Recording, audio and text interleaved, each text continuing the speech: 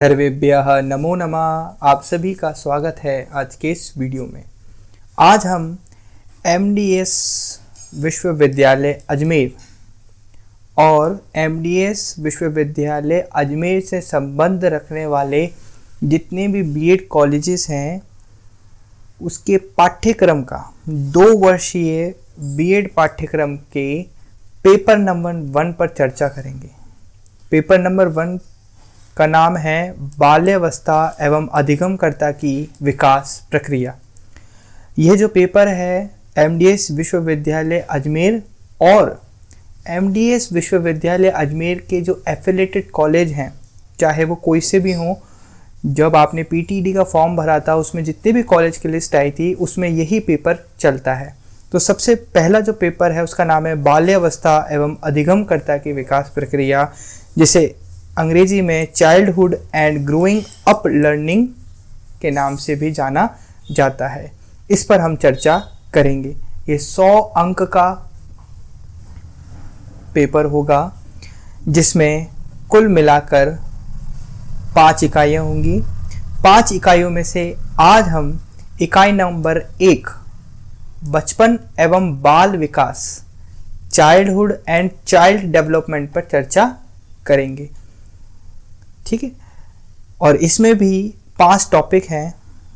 बाल्यावस्था, अर्थ, अवधारणा एवं विशेषताएं, बालक का शारीरिक एवं बौद्धिक विकास, बालक का सामाजिक एवं संवेगात्मक विकास, प्रत्यय निर्माण का विकास, तार्किक तर्क, समस्या समाधान, सृजनात्मक चिंतन और भाषा विकास, और 5वां है बालक के सामाजिक एवं भावात्मक विकास में परिवार, विद्यालय, पास पड़ोस एवं समुदाय का प्रभाव। अंग्रेजी में इसे इस प्रकार से जानते हैं कि childhood meaning, concept and characteristics, ये सारे हैं। तो आज की इस वीडियो में हम सबसे पहला जो टॉपिक है इकाई नंबर 1 का, वह है childhood meaning, concept and characteristics, अर्थात बाल्यावस्था का अर्थ, अवधारणा एवं विशेषताओं पर चर्चा करेंगे। पहले टॉपिक का नाम है बाल्यावस्था, अर्थ, अवधारणा एवं विशेषताएं। मुख्यतः हमें बाल्यावस्था के अर्थ के बारे में और अवधारणा, इससे संबंधित अवधारणाएं कौन कौन सी हैं और इसका विकास कैसे होता है, इस विषय में जानना है। विकास यहाँ पर गलत लिखा हुआ आ गया है, विशेषताएं आएगा यहाँ पर। यहाँ क्या आएगा? विशेषताएं। बाल्यावस्था का क्या अर्थ है, बाल्यावस्था की कौन कौन सी अवधारणाएं हैं और बाल्यावस्था की विशेषताएं, इन पर आज हम चर्चा करेंगे। तो आइए सबसे पहले जानते हैं बाल्यावस्था का अर्थ, कि बाल्यावस्था का क्या अर्थ है। बाल्यावस्था के अर्थ के विषय में विभिन्न परिभाषाएं दी गई हैं, जिनमें से मुख्य हैं ब्लेयर, जॉन्स तथा सिम्पसन की। ब्लेयर, जॉन्स तथा सिम्पसन के अनुसार बाल्यावस्था क्या है, चाइल्डहुड क्या है, वह बताते हैं कि बाल्यावस्था वह समय है जब व्यक्ति के आधारभूत दृष्टिकोण, मूल्यों और आदर्शों का बहुत सीमा तक निर्माण होता है। निर्माण का यह उत्तरदायित्व माता पिता, शिक्षक और समाज पर होता है। तो यहाँ पर ब्लेयर, जॉन्स तथा सिम्पसन तीनों ही जो शिक्षाविद हैं वह ये बताते हैं कि इस समय में बालक का ये जो समय होता है बाल्यावस्था, इस समय आधारभूत दृष्टिकोण और मूल्यों और आदर्शों का बहुत सीमा तक निर्माण हो जाता है। और ये जो तीनों चीज़ों को बढ़ाने के लिए या इसमें ग्रो लाने के लिए जो महत्वपूर्ण कारक होते हैं, वह यहाँ पर शिक्षाविद बताते हैं कि वह माता पिता और शिक्षक और समाज, इन तीनों का महत्वपूर्ण कार्य रहता है। इसी से संबंधित एक और परिभाषा है जैविक परिभाषा। जैविक परिभाषा के अनुसार बाल्यावस्था क्या है, तो जन्म से लेकर किशोरावस्था के बीच की जो अवस्था होती है उसे बाल्यावस्था कहते हैं। जैविक परिभाषा के अनुसार जन्म से लेकर किशोरावस्था के बीच की जो अवस्था होती है वह बाल्यावस्था होती है। अभी हम आगे बाल्यावस्था या फिर जो बालक होता है या एक मनुष्य जो होता है उसकी कितनी अवस्थाएं हैं उनको भी देखेंगे, तब आपको बाल्यावस्था के विषय में और थोड़ा बहुत जानने को मिलेगा। अभी आप केवल अपना फोकस परिभाषाओं पर रखिए। तो जैविक परिभाषा ये है। इसी से संबंधित एक और परिभाषा आती है कानूनी परिभाषा। हो सकता है कि हम एक भूल जाएं तो हमें दूसरी याद हो जाए या दूसरी भूल जाए तो तीसरी। तो ऐसी 3 परिभाषाएं मैं आपको बता रहा हूं बाल्यावस्था से संबंधित, कि यदि प्रश्न आता है कि बाल्यावस्था का अर्थ क्या है तो आप इन तीनों में से कोई भी परिभाषा अगर लिखते हैं और उसको अपने शब्दों में एक्सप्लेन करते हैं तो हो सकता है आपको एक अच्छा उत्तर आपका तैयार हो सके। कानूनी परिभाषा में वह व्यक्ति जिसकी आयु प्रौढ़ावस्था की आयु से कम होती है, प्रौढ़ावस्था मतलब मैच्योर स्टेट से कम होती है, बालक कहलाता है या बाल्यावस्था कहलाती है। तो इन तीनों परिभाषाओं के आधार पर यदि प्रश्न आता है कि बाल्यावस्था का अर्थ स्पष्ट कीजिए, जो कि आएगा, तो आप इसका उत्तर इसमें दे सकते हैं। परिभाषाएं लिखेंगे, उसके बाद उसको एक्सप्लेन करेंगे अच्छे तरीके से। जब हम समझ चुके हैं कि बाल्यावस्था का अर्थ क्या है, तब आगे बढ़ते हैं और जानते हैं बाल्यावस्था के अन्य नाम। बाल्यावस्था को कई अन्य नामों से भी जाना जाता है। वह कौन कौन से नाम हैं, कभी कभार यह भी पूछ लिया जाता है और हमें एक बड़ा उत्तर लिखने में सहायता भी मिलती है यदि हमें ये पता होगा तो बाल्यावस्था के अन्य नाम कौन कौन से हैं, तो हम देखेंगे कि बाल्यावस्था को प्रारंभिक विद्यालय आयु के नाम से भी जाना जाता है। इसे इंग्लिश में एलिमेंट्री स्कूल एज भी कहा जाता है। इसके विषय में मैं आपको थोड़ा बताना चाहूँगा कि इस अवधि में बालक प्राथमिक विद्यालय की शिक्षा प्रारंभ करता है, इसलिए शिक्षा शास्त्री इसे प्रारंभिक विद्यालय आयु एलिमेंट्री स्कूल एज भी कहते हैं, क्योंकि वह प्रारंभिक शिक्षा अपनी ग्रहण करता है और स्कूलों में सबसे पहले जाता है, तो इसलिए इसका नाम क्या रखा गया, प्रारंभिक विद्यालय आयु। दूसरे नाम है इसका स्फूर्ति अवस्था। स्फूर्ति अवस्था का मतलब है स्मार्ट एज। इस अवधि में बालक में स्फूर्ति अधिक होने के कारण कुछ लोग इसे स्फूर्ति अवस्था भी कहते हैं। बहुत ज़्यादा उसमें एनर्जी होती है, स्फूर्ति होती है, स्मार्टनेस होती है, इसलिए इसको क्या कहते हैं, स्फूर्ति अवस्था भी कहा जाता है। एक और अन्य नाम है गंदी अवस्था।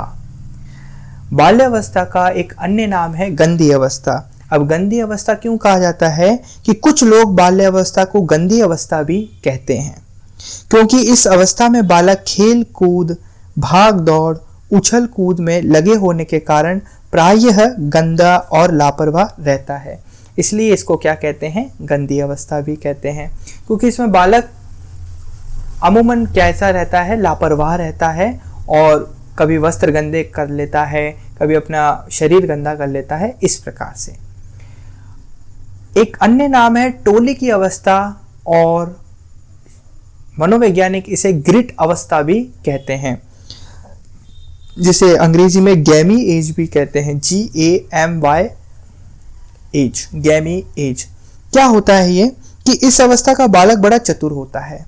उसके माता पिता को बताने का बालक अपने समवयस्क बालकों में अधिक रहता है।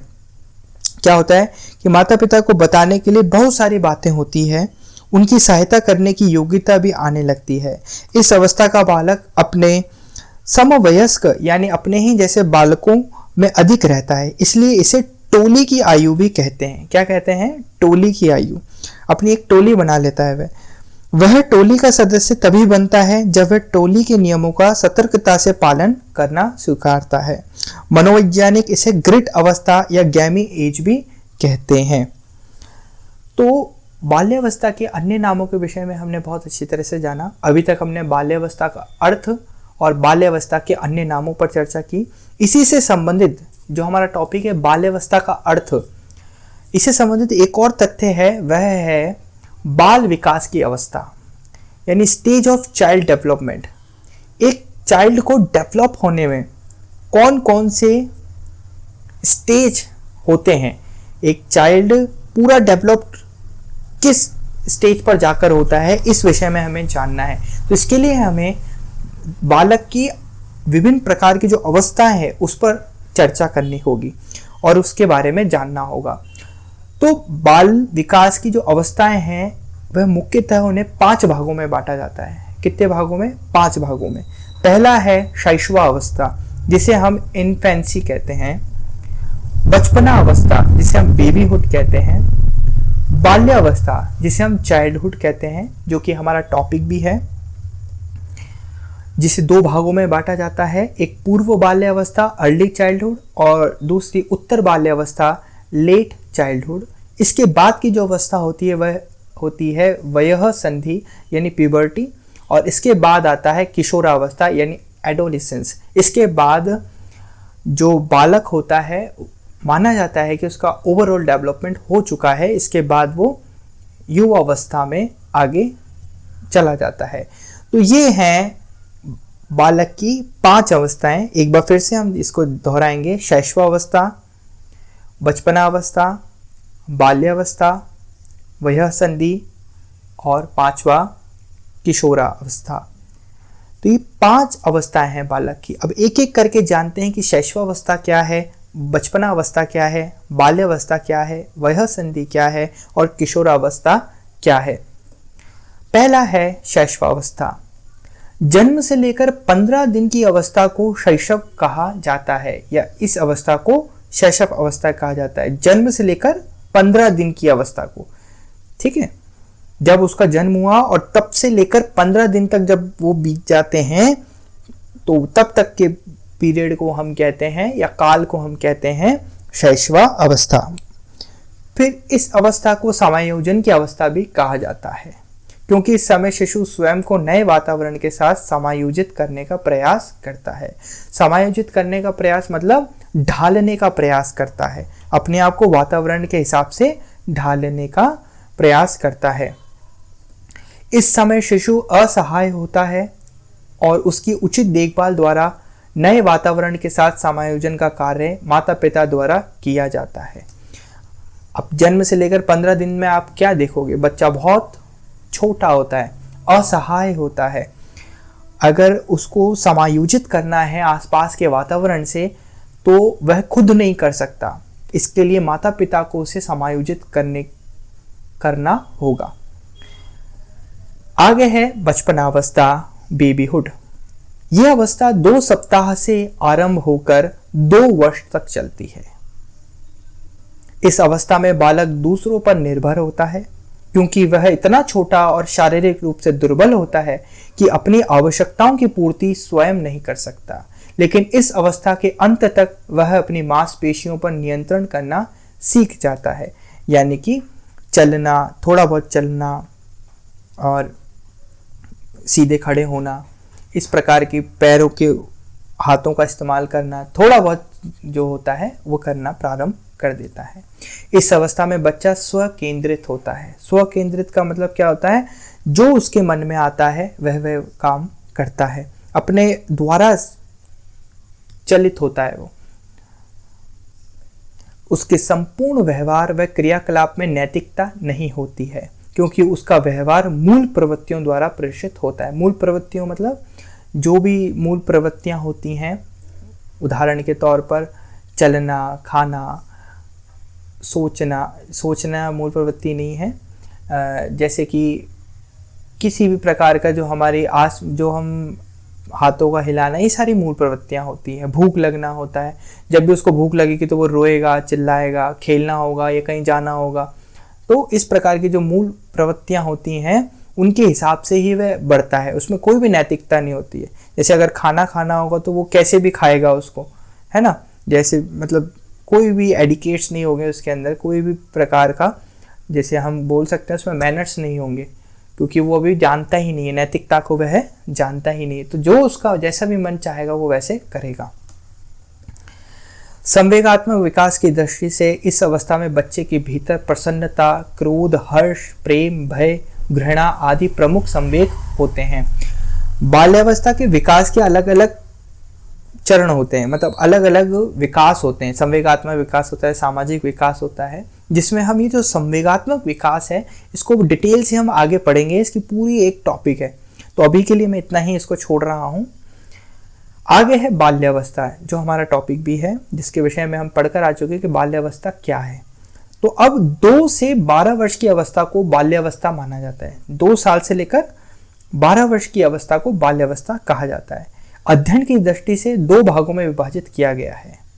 पहला पूर्व बाल्यावस्था, अर्ली चाइल्डहुड 2 से 6 वर्ष तक, और दूसरा है उत्तर बाल्यावस्था, लेट चाइल्डहुड 7 से 12 वर्ष। इस अवस्था में बालकों की जिज्ञासा प्रवृत्ति अधिक होती है, यानी वो उनमें क्यूरियोसिटी ज़्यादा होती है प्रश्न पूछने की, वो बहुत प्रश्न पूछते हैं। इस अवस्था में समूह प्रवृत्ति का विकास होता है। समूह यानी अपनी टोली बनाना, जैसा कि इसका नाम भी है। अब वह बचपन अवस्था के समान स्व प्रेमी नहीं रहता, मतलब खुद से प्यार करने वाला नहीं रहता, अपितु खेल के साथियों के साथ रहना पसंद करता है। समूह प्रवृत्ति के कारण अच्छी सामाजिकता का विकास होता है। जब तक जो बच्चा है वह अन्यों से नहीं घुले मिलेगा, अपने जो समवयस्क बालक हैं या बालिकाएं हैं उनसे मिलेगा नहीं, तो उसका विकास नहीं होगा, उसका सामाजिक विकास नहीं होगा। तो समूह प्रवृत्ति के कारण अच्छी सामाजिकता का विकास होता है। समूह में रहने से बालकों के अंदर अनेक सकारात्मक गुणों जैसे अनुकरण, खेल, सहयोग, सहानुभूति, नैतिकता आदि का विकास होता है। सकारात्मक गुणों के साथ साथ कुछ नकारात्मक गुण भी प्रकट होते हैं, जैसे द्वंद्व, स्पर्धा, झगड़ा, मारपीट, आक्रामकता आदि। वयः संधि यानी प्यूबर्टी, वयः संधि बाल्यावस्था तथा किशोरावस्था को मिलाने में सेतु का कार्य करती है। वयः संधि बाल्यावस्था और किशोरावस्था को मिलाने के बीच का सेतु का कार्य करती है। सेतु का मतलब पुल का काम करती है। कौन? वयः संधि, प्यूबर्टी। यह अवस्था बहुत कम समय की होती है, किंतु शारीरिक विकास की दृष्टि से यह बहुत महत्वपूर्ण अवस्था है। इस अवस्था की प्रमुख विशेषता यौन अंगों की परिपक्वता तथा काम शक्ति का उदय होना है। इच्छाएं बहुत ज्यादा बढ़ती है इसमें। बालिकाओं में यह अवस्था सामान्यतः 11 से 13 वर्ष के बीच प्रारंभ हो जाती है और बालकों में 12 से 13 वर्ष के बीच प्रारंभ होती है। इस अवस्था में शारीरिक ही नहीं, मानसिक विकास की गति भी अत्यधिक तीव्र होती है। बहुत तेज दिमाग चलने लगता है बच्चे का। संवेगात्मक और सामाजिक विकास की दृष्टि से भी यह अवस्था अपना महत्व रखती है। किशोरावस्था, एडोलेसेंस। किशोरावस्था को 13 से 19 वर्ष तक मानते हैं।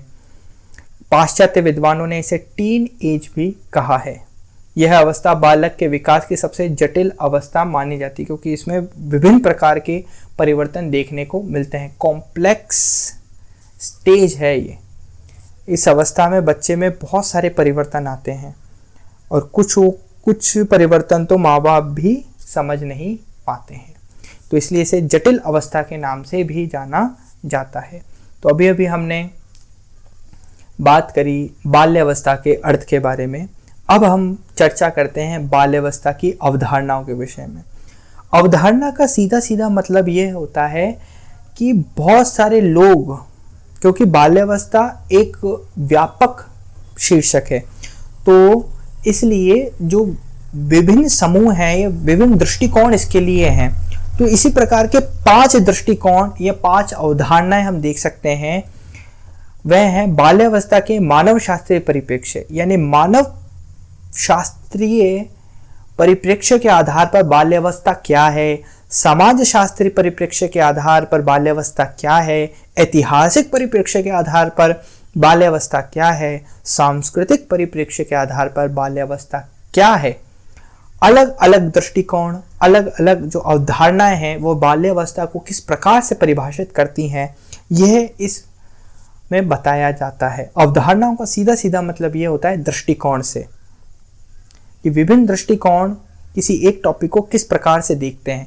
बाल्यावस्था को मानव शास्त्री किस तरह से देखते हैं, जो एंथ्रोपोलॉजिस्ट हैं वो कैसे देखते हैं, सोशलिस्ट कैसे देखते हैं, हिस्टोरियन कैसे देखते हैं, और कल्चरलिस्ट जो होते हैं, सांस्कृतिक कार्यकर्ता जो होते हैं, वे किस प्रकार से इसको देखते हैं। तो आइए सबसे पहले हम चर्चा करते हैं बाल्यावस्था के मानव शास्त्रीय परिप्रेक्ष्य में, कि बाल्यावस्था को किस प्रकार से परिभाषित करते हैं। इस दृष्टिकोण से बाल्यावस्था को एक जैविक और सांस्कृतिक प्रक्रिया माना गया है। हर समाज में बचपन का अनुभव अलग होता है। कहीं बच्चों को स्वतंत्रता दी जाती है तो कहीं उन पर कई सीमाएं होती हैं। मानव शास्त्री ये समझते हैं कि बच्चे अपने वातावरण, परिवार और समुदाय के अनुसार सीखते, बढ़ते और विकसित होते हैं। उदाहरण के तौर पर कुछ जनजातियों में बच्चों के पालन पोषण, संस्कार और व्यवहार समाज और पारिवारिक नियमों से प्रभावित होते हैं। दूसरा है बाल्यावस्था के समाजशास्त्रीय परिप्रेक्ष्य। समाजशास्त्रीय दृष्टि से बाल्यावस्था समाज द्वारा निर्धारित की जाती है। समाजशास्त्री क्या समझते हैं कि बाल्यावस्था किसके द्वारा निर्धारित की जाती है? समाज द्वारा। इसमें बच्चे का सामाजिकरण यानी परिवार, स्कूल, साथियों, समुदाय के साथ उसका संबंध मुख्य होता है। समाजशास्त्री मानते हैं कि बच्चे समाज के नियम, संस्कार, भाषा और मूल्य समाज और परिवेश से सीखते हैं। उन्नत समाज में बाल्यावस्था को विशेष सुरक्षा, देखभाल, शिक्षा और अधिकारों से जोड़कर देखा जाता है। तीसरा है बाल्यावस्था के ऐतिहासिक परिप्रेक्ष्य। ऐतिहासिक दृष्टि से बाल्यावस्था का अर्थ समय के हिसाब से बदलता रहा है।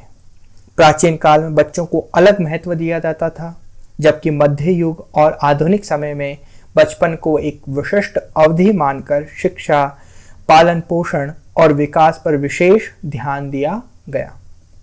इतिहासकार जैसे फिलिप एरिस ने बाल्यावस्था के बदलते अर्थ और समाज में इसकी स्थिति को विस्तार से समझाया है, जो कि हम आगे पढ़ेंगे भी। आप अभी के लिए इतिहासकार का नाम याद रखेंगे, फिलिप एरिस। बाल्यावस्था के सांस्कृतिक परिप्रेक्ष्य में अगर देखें तो इस दृष्टि में बाल्यावस्था को एक सांस्कृतिक निर्माण प्रक्रिया की तरह देखा जाता है। हर संस्कृति में बच्चों के पालन, उनकी शिक्षा और उनके व्यवहार की अलग अलग मान्यताएं और तरीके होते हैं। जैसे कुछ संस्कृतियों में बच्चों को समूहश बढ़ाया जाता है, जैसे अफ्रीकी जनजातियां, वहीं कुछ स्थानों पर व्यक्तिगत विकास को अधिक महत्व दिया जाता है। बाल्यावस्था की धारणा परिवार, त्योहार, रीति रिवाज, परंपराएं और सामाजिक मूल्य से आकार लेती है। ये किसका मानना है? बाल्यावस्था के सांस्कृतिक परिप्रेक्ष्य का मानना है। अब हम हमारे टॉपिक के अंतिम चरण पर पहुंच चुके हैं, जिसका नाम है बाल्यावस्था की विशेषताएं, जो कि बहुत बार पूछा भी जाता है, कैरेक्टरिस्टिक्स ऑफ चाइल्डहुड। तो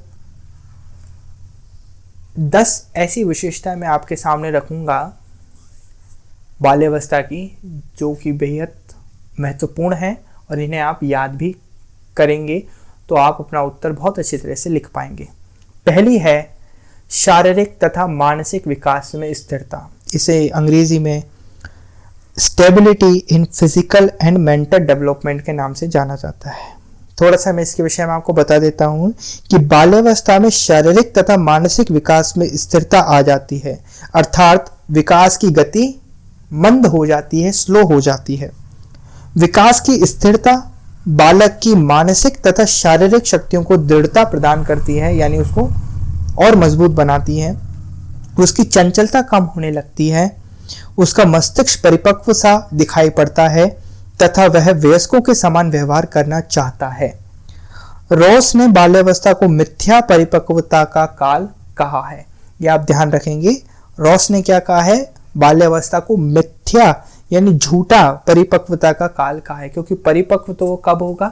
19 साल के बाद, लेकिन वो थोड़ा अपने आप को मैच्योर दिखाना शुरू कर देता है बाल्यावस्था में। ये एक बहुत बड़ी विशेषता है इसकी। दूसरी विशेषता हम कह सकते हैं मानसिक योग्यता में वृद्धि, ग्रोथ इन मेंटल एबिलिटी।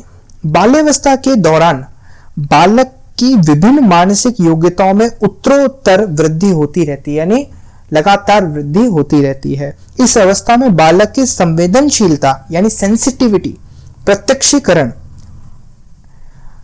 स्मरण शक्ति तथा तर्क शक्ति आदि योग्यताओं में वृद्धि होती है। वह विभिन्न बातों के बारे में विचार करने लगता है। तीसरा है जिज्ञासा की प्रबलता यानी डोमिनेंस ऑफ क्यूरियोसिटी। बाल्यावस्था में बालक में जिज्ञासा प्रवृत्ति अत्यधिक प्रबल होती है। वह जिन वस्तुओं के संपर्क में आता है उनके संबंध में तरह तरह की जानकारी प्राप्त करना चाहता है। शैशवावस्था की तुलना में बाल्यावस्था में बालक क्यों तथा कैसे के प्रश्न अधिक पूछता है। तथा विभिन्न विषयों से संबंधित विस्तृत सूचनाएं प्राप्त करके कार्य कारण संबंधों मतलब कॉज इफेक्ट रिलेशन को समझना चाहता है। आपने देखा भी होगा कि जो बाल्यावस्था यानी 2 साल से लेकर 12 वर्ष तक के बीच के जितने भी बच्चे होते हैं उनमें ये सब विशेषताएं पाई जाती हैं। तो आपके आसपास जितने भी 2 साल से लेकर 12 वर्ष तक के बीच के बच्चे हैं उनमें ये विशेषताएं अनुभव करने का प्रयास करना। आप देखेंगे कि हाँ, ये केवल एक थ्योरी चीज नहीं है, ये प्रैक्टिकल में होता है। मनोवैज्ञानिकों ने बहुत डिटेल से रिसर्च करके इन विशेषताओं को बाहर निकाला है। चौथी विशेषता है आत्मनिर्भरता की भावना, फीलिंग ऑफ सेल्फ डेवलपमेंट। बाल्यावस्था में बालक शैशवावस्था के समान अन्यों पर आश्रित नहीं रहता है। वह अपने व्यक्तिगत कार्य जैसे स्नान करना, वस्त्र पहनना, स्कूल के लिए तैयार होना इत्यादि स्वयं करना प्रारंभ कर देता है। इस अवस्था में आत्मनिर्भरता की भावना विकसित होती जाती है तथा वह अपने अधिकाधिक कार्यों को स्वयं करना चाहता है। 5वां है रचनात्मक कार्यों में रुचि, इंटरेस्ट इन क्रिएटिव वर्क। बाल्यावस्था में बालक रचनात्मक कार्यों में रुचि लेने लगता है। लड़के बगीचे में काम करने अथवा लकड़ी, कागज या अन्य किसी वस्तु से खेल खेलना व बनाने जैसे कार्यों में आनंद की प्राप्ति का अनुभव करते हैं। लड़कियां सिलाई, बुनाई, कढ़ाई या रसोई से संबंधित कार्यों को करने में रुचि लेने लगती है। 6ठा जो इसका कैरेक्टर है वह है सामाजिक तथा नैतिक गुणों का विकास। बाल्यावस्था में बालक घर या पड़ोस के बच्चों के साथ तथा विद्यालय के साथियों के साथ काफी समय व्यतीत करता है। उसका व्यवहार दूसरों की प्रशंसा तथा निंदा पर आधारित रहता है, जिसके फलस्वरूप उसमें अनेक सामाजिक तथा नैतिक गुणों जैसे आज्ञा पालन, सहयोग, सहनशीलता, ईमानदारी, सत्यता, सद्भावना, सहानुभूति, आत्मनियंत्रण, अनुशासन आदि का विकास होने लगता है। 7वां है सामूहिक प्रवृत्ति की प्रबलता। इस अवस्था में बालक बालिकाओं में सामूहिक प्रवृत्ति प्रबल होती है, यानी समूह बनाना, इंक्रीज इन सोशल एक्टिविटीज। सामूहिक प्रवृत्ति मतलब इंक्रीज इन सोशल एक्टिविटीज। वह अपना अधिक से अधिक समय दूसरे बालकों के साथ व्यतीत करना चाहता है। उसकी रुचि सामूहिक खेलों में अधिक होती है। इस अवस्था में बालक प्रायः किसी न किसी समूह का सदस्य बन जाता है तथा उस समूह के सभी सदस्य मिलकर खेल खेलते हैं अथवा अन्य कार्य करते हैं। इस अवस्था में बालक समूह में रहकर विभिन्न क्रियाकलाप करने का इच्छुक रहता है। आगे है बहिर्मुखी व्यक्तित्व का विकास, डेवलपमेंट ऑफ एक्सट्रोवर्ट पर्सनैलिटी। शैशवावस्था में शिशु अंतर्मुखी होता है। वह एकांत प्रिय तथा केवल अपने में ही रुचि रखता है, परंतु बाल्यावस्था में बालक बहिर्मुखी होने लगता है। वह बाह्य जगत में रुचि लेता है। बालक अन्य व्यक्तियों, वस्तुओं व कार्यों के संबंध में अधिक से अधिक जानकारी प्राप्त करना चाहता है। 9वां जो इसका गुण है या विशेषता है संग्रह प्रवृत्ति, मतलब nature of collection. Nature of collection. बाल्यावस्था में बालक तथा बालिकाओं में वस्तुओं के संग्रह करने की प्रवृत्ति पाई जाती है। बालक कांच की गोलियों, टिकटों, मशीन के कलपुर्जों, पत्थर के टुकड़ों, खिलौनों आदि का संग्रह करने में विशेष रुचि लेते हैं। बालिकाएं चित्रों, खिलौनों, गुड़ियों, कपड़े के छोटे छोटे टुकड़ों आदि का संग्रह करती देखी जा सकती हैं। आपने जरूर देखा होगा और आपकी बाल्यावस्था भी आप याद करिए। आप अगर अपनी बाल्यावस्था को भी आधार मानकर इन विशेषताओं का अवलोकन करेंगे तो आप पाएंगे कि हाँ, मैं भी बचपन में ऐसा ही था। आगे है काम प्रवृत्ति की न्यूनता। मनोविश्लेषणवादियों के अनुसार शैशवावस्था स्व प्रेम यानी खुद से प्रेम तथा माता पिता विरोधी काम ग्रंथियां लगभग समाप्त हो जाती हैं। बालक बालिकाएं अधिकांश समय पढ़ने, लिखने, खेलने, कूदने व साथियों के बीच रहते हुए रचनात्मक कार्यों में समय व्यतीत करते हैं। काम प्रवृत्ति की न्यूनता। तो इस प्रकार आज हमने बाल्यावस्था का अर्थ, अवधारणा और इसकी विशेषताओं पर चर्चा की। आगे आने वाले लेक्चर्स में हम पहले पेपर का जो पहले पेपर की पहली इकाई का जो दूसरा टॉपिक है उस पर चर्चा करेंगे। यदि वीडियो पसंद आया तो वीडियो को लाइक करें, चैनल को सब्सक्राइब करें और किसी प्रकार की अगर त्रुटि हो गई हो तो क्षमा करें। धन्यवाद।